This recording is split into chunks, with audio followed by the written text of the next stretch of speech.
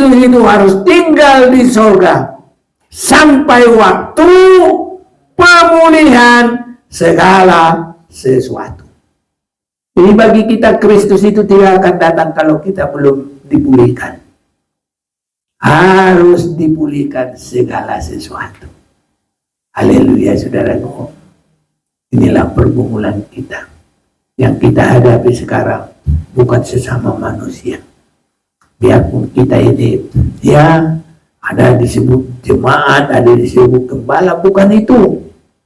Tapi kita semua harus bertanggung jawab kepada Tuhan. Karena Tuhanlah yang akan menerima kita sebagai tubuhnya. Itu sebabnya sekarang semua kita menghadap kepada Tuhan untuk bergumul sampai tidak ada cacat celah. Mulai dari pertobatan yang nyata-nyata banyak kekurangan, sampai yang ada di dalam titik-titik, dalam niatan-niatan, pikiran, sampai di dalam seluruh kehidupan yang terdalam. Sehingga menyembah di dalam roh dan kebenaran. Roh itu yang menilai kita. Kebenaran itu adalah firman yang mencocokkan kehidupan kita. Dan sampai terjadi betapa suci dan salehnya kamu harus hidup. Kita bersyukur kepada Tuhan. Tuhan beri kesempatan bagi kita beribadah pada saat ini. Dan ibadah kita adalah ibadah penyembahan. Saudara-saudaraku, bila kita semakin menikmati, bila kita semakin mengerti, ibadah itu memang semuanya adalah berkenan kepada Tuhan. Tapi pergumulan yang paling tinggi dalam ibadah adalah dalam doa dan penyembahan. Itu sebabnya letaknya ibadah itu di dalam kemah sembahyang, itu ada di dalam, kalau kita ikuti dari pintu gerbang, ada kali di situ apaku ya. Kalau tidak ada nggak apa-apa. Ya udah. Ya di situ di pinggir nggak ada. Ya udah nggak apa-apa. Nah, jadi pintu gerbang bisa kelihatannya. Nih, itu pintu gerbang masuk ke halaman. Untuk kita menerima dengan percaya korbannya Yesus Kristus itu dalam mezbah korban bakaran. Dan kalau kita melanjut dalam mengubur hidup lama, itu bejana pembasuhan. Baru masuk lagi itu baru ruang ibadah. Ibadah dalam pendalaman firman. Kita biasa buat hari Rabu. Baru ibadah persekutuan dalam pimpinan Roh Kudus. Di situ ada pelita dengan cabang-cabangnya, itu menunjuk persekutuan minggu yang harus kita minta Roh Tuhan bekerja. Pelita itu Roh Tuhan. Jadi dengan segala buah-buah rohnya, juga karunia-karunia rohnya, jabatan dari rohnya, itu yang kita pergumulkan harus semakin nyata di dalam persekutuan ibadah minggu, ya, baru kita adakan seperti yang sekarang ini namanya ibadah penyembahan. Kenapa dikatakan ibadah penyembahan tertinggi? Karena itu penentu kita boleh masuk dalam pintu tirai untuk masuk dalam persekutuan Kristus kepala dan gereja adalah tubuhnya. Itu adalah tabut perjanjian, dan tutup itu adalah semua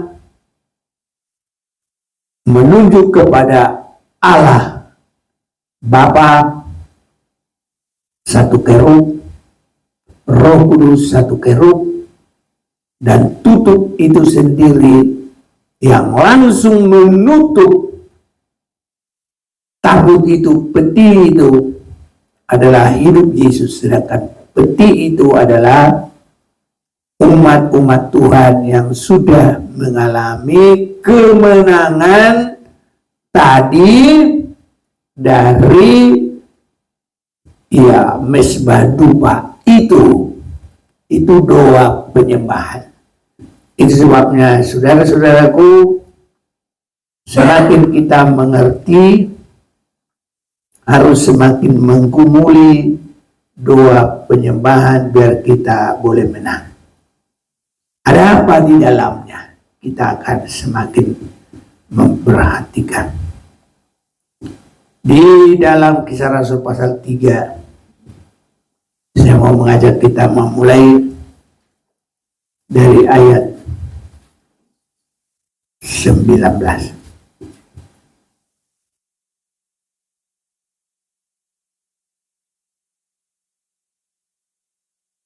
Karena itu, sadarlah dan bertobatlah supaya dosamu dihapuskan.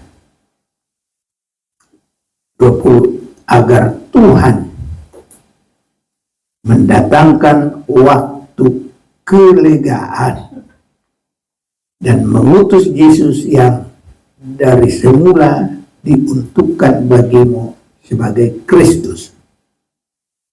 Itu penebus dan yang menjadikan penghubung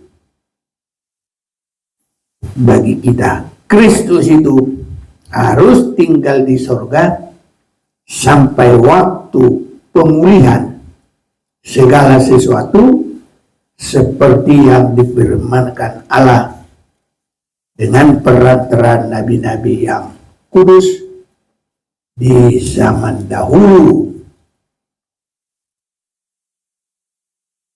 Ya, sampai di situ saja, saudara-saudara. Jadi dari ibadah penyembahan itu, dari situlah kita benar-benar masuk dalam persekutuan Kristus kepala, dan gereja itu adalah tubuhnya Kristus sendiri. Ini sama dengan dalam Efesus pasal yang kelima, kita boleh akan melihat itu juga.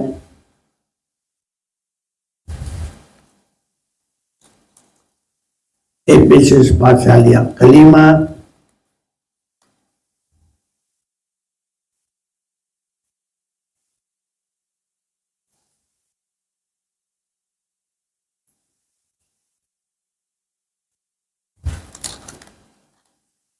saya bacakan bagi kita. Kasih Kristus adalah dasar hidup suami istri. Saya akan baca langsung. Ya. 30 saja. Karena kita adalah anggota tubuhnya. Jadi nya di dalam kalimat di ujung itu dengan huruf besar itu tidak hanya sembarang begitu, itu punya arti. Jadi ada yang besar di sana. Itulah Yesus Kristus sendiri.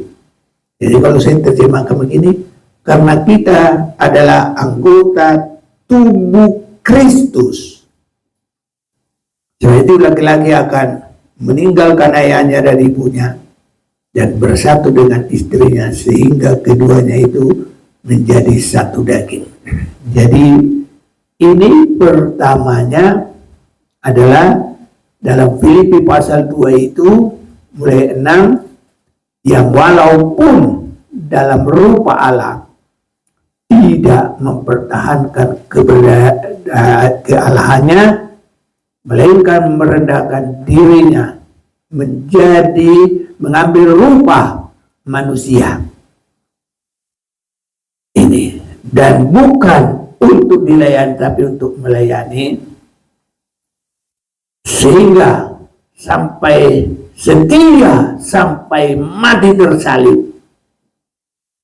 Inilah cara Yesus datang ke bumi, saudara-saudaraku, menyatu dengan kita, menyatu dengan manusia, menyelamatkan manusia. 32. Rahasia ini besar, tapi yang aku maksud ialah hubungan Kristus dan jemaat.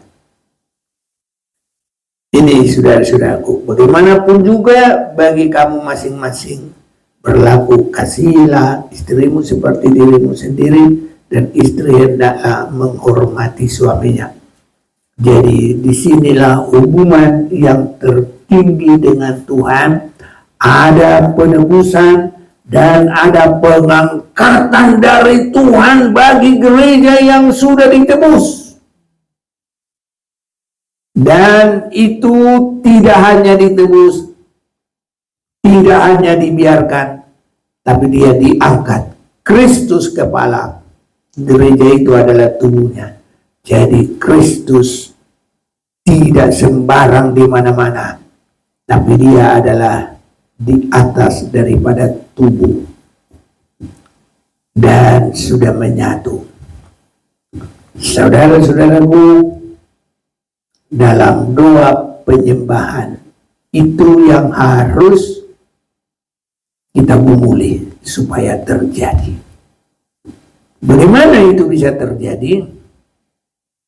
Di dalam ibadah penyembahan ini, maka sadarlah dan bertobatlah supaya dosamu dihapuskan.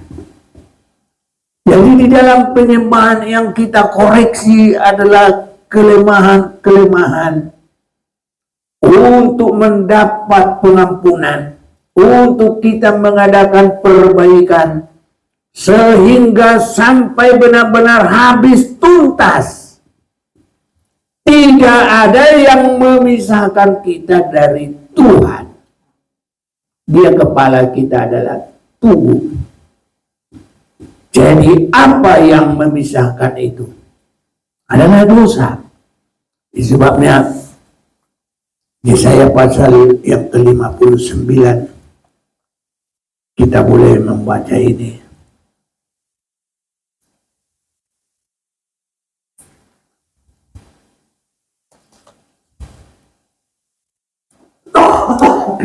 Yesaya 59 mulai ayat 1 juga boleh. Saya akan bacakan bagi kita. Demikian firman Tuhan.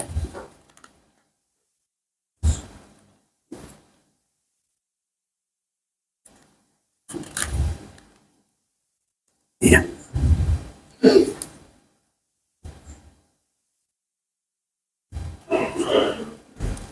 Yesaya 59, sesungguhnya kalau di perikop di atas, dosa adalah penghambat keselamatan. Sesungguhnya tangan Tuhan tidak kurang panjang untuk menyelamatkan. Ini Alkitab sekarang tipisnya bukan main.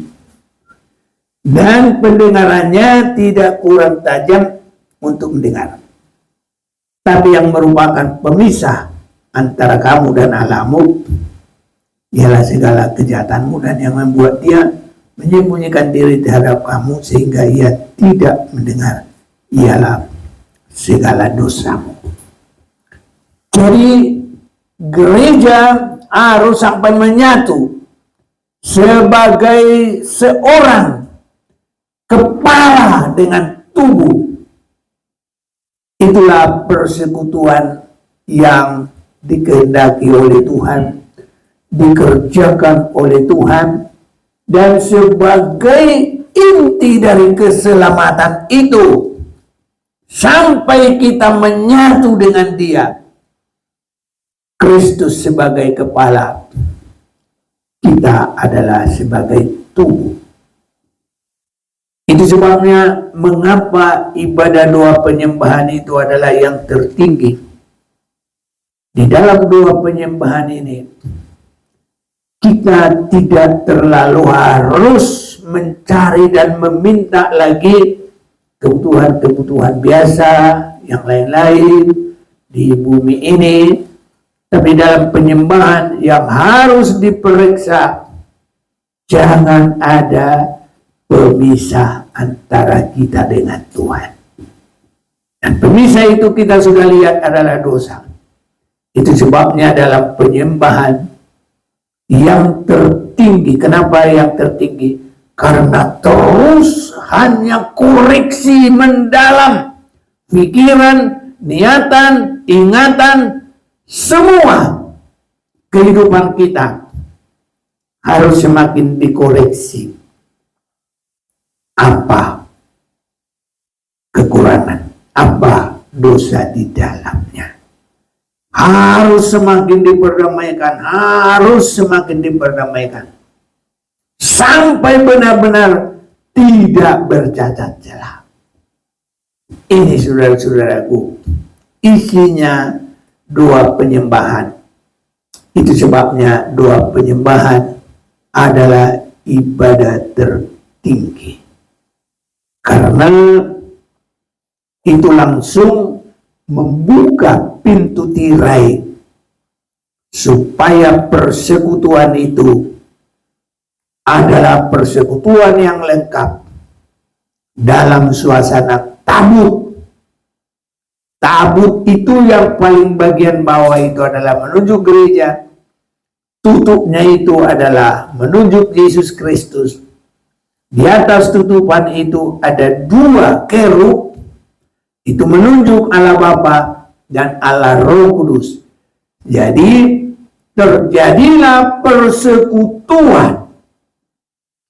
Jemaat yang adalah tubuh, Kristus adalah kepala, dan Bapa dan Roh Kudus adalah di situ sebagai pengayom yang persekutuan secara luar biasa. Jadi untuk masuk di situ dalam doa penyembahan, bukan minta berkat, bukan minta kesembuhan, tapi inti. Itu sebabnya doa itu ada juga di dalam suasana mesbah korban bakaran. Nah, di situ segala sesuatu bisa kita minta, ya. Tapi kalau di dalam doa penyembahan bukan minta berkat lagi. Kalau kita sungguh-sungguh ya percaya dan berserah kepada Tuhan, cari dahulu kerajaan surga, sekaliannya akan ditambahkan. Jadi sudah punya iman, tidak lagi harus minta uang, minta diberkati, minta ini, semua itu perlu, ya.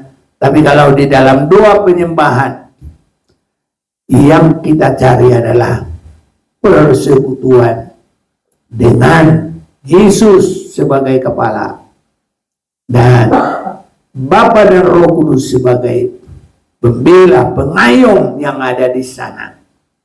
Maka yang kita perhatikan adalah memeriksa seluruh tubuh kita dan memperdamaikannya kepada Tuhan untuk sampai kita tidak mempertahankan semua kekurangan. Jangan satu pun tidak ada yang dipertahankan, tapi harus sampai tidak bercacat celah.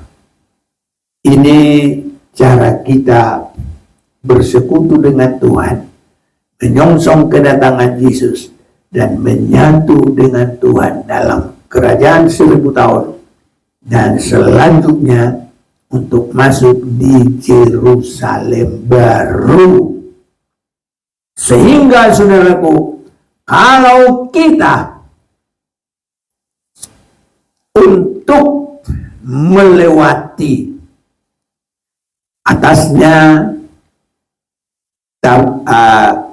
mesbah dupa itu, jadi ada tabir satu lagi, memasuki itu adalah perobekan semua keinginan daging sampai kita seperti apa yang tertulis di dalam 2 Petrus pasal yang ketiga. Kita akan lihat ini, 2 Petrus pasal 3. 2 Petrus pasal 3 ayat 13. Tetapi sesuai dengan janjinya, kita menantikan langit yang baru dan bumi yang baru di mana terdapat kebenaran. Sebab itu saudara-saudaraku yang kekasih, sambil menantikan semuanya itu, kamu harus berusaha supaya kamu kedapatan tidak bercacat dan tidak bernoda di hadapannya dalam perdamaian dengan Dia. Inilah tadi yang kita sudah mulai dengar. Dan ini adalah dalam mesbah dupa itu adalah persekutuan ibadah penyembahan ini. Itu sebabnya kalau sudah semakin mengerti, di sini kita nanti. Sebab kalau sekolah terus jadi sedih saja, bosan, orangnya aja bosan. Atau biarpun sudah SMP, bosan. Atau SMA, habis itu terus selamanya bosan. Biar kuliah juga sama. Jadi harus meningkat. Yang masuk dalam sarjana ada ijazahnya, nggak palsu. Nah ini, jadi sesudah itu nanti bisa berkembang, mau kerja, mau pengusaha, mau apa semua, mau memegang saham CEO. Kayak gitu saudara-saudara ya, semuanya. Jadi saudara-saudaraku, pergumulan harus benar-benar terjadi. Jadi inilah yang kita harus adakan. Mulai dari koreksi dosa-dosa yang nyata sampai berdoa, Roh Kudus menunjukkan dosa-dosa yang paling kecil di hati, di pikiran, niatan, ingatan sampai terjadi. Sebab itu saudara-saudaraku yang kekasih, sambil menantikan semuanya ini, kamu harus berusaha supaya kamu kedapatan tidak bercacat dan tidak bernoda. Jadi teropong yang paling nyata untuk ini adalah kita berdoa, masuk dalam doa penyembahan. Ini Ini saudara-saudaraku.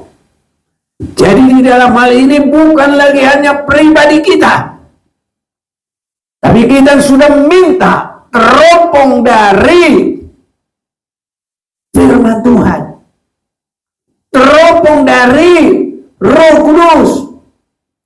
Itu sebabnya penyembahan itu harus menyembah di dalam roh dan kebenaran. Ini saudaraku, Yohanes 4 ayat berapa ya? Ya 23. Wah, sudah hafal, puji Tuhan. Tinggal pengertian, dan sudah mengerti tinggal bergumul. Tidak usah lagi tertulis di sini, tapi tetap kita baca. Yohanes 4:23. Tetapi saatnya akan datang, dan sudah tiba sekarang, bahwa penyembah-penyembah benar akan menyembah Bapa dalam roh dan kebenaran. Sebab Bapa mengkehendaki penyembahan demikian. Jadi menyembah itu bergumul,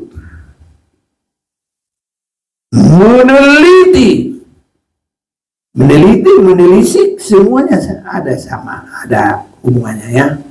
Yang meneliti supaya hidup kita sesuai dengan firman dan pimpinan Roh Kudus. Itulah penyembahan. Nah, jadi kita harus semakin mengerti dua penyembahan itu seperti apa.